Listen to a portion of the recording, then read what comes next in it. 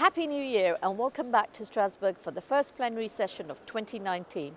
The headlines: a new year, but back in Westminster, the same old Brexit chaos. We adopt proposals on breaking the link between taxation policy and gender inequality and vote on making our food safer as well as the use of pesticides. And I'm negotiating with member states to agree a deal to encourage sustainable finance. Yesterday, the House of Commons MPs voted to reject the government's Brexit deal, with MPs from across the political spectrum inflicting the biggest defeat on a government in British history. Theresa May lost support not just of all the opposition party, but also a large number of her own MPs and her coalition partners DUP.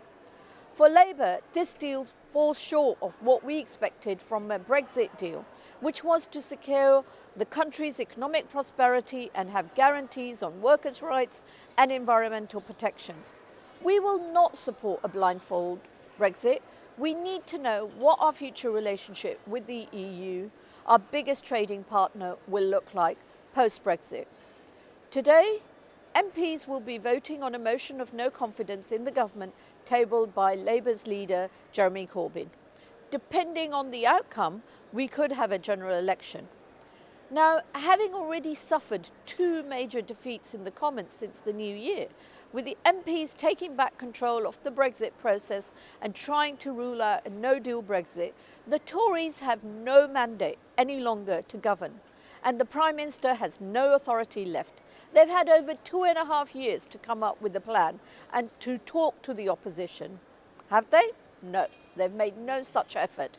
Clearly, they don't have a plan, and given the shambles we've seen, it is time for them to move over and let Labour take charge.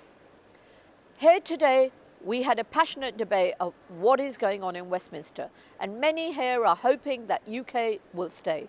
But a key message from this debate was this is a problem of UK's own making, and that UK has to sort it out. It cannot look to the European Union to solve it. Meanwhile, on to the other business. Here in the plenary, MEPs passed a report outlining the way member states and the European Commission can make taxation policies fairer and more gender sensitive. It calls for female hygienic products to be considered necessities in all member states and urges all EU countries to eliminate the tampon tax by applying a zero VAT rate to these essential products. We also vote on proposed changes to the EU's pesticide approval system in order to make the authorization process more transparent and ensure that independent scientists can assess for themselves that the chemicals that go into our fields and our food are not dangerous to human health and the wider environment.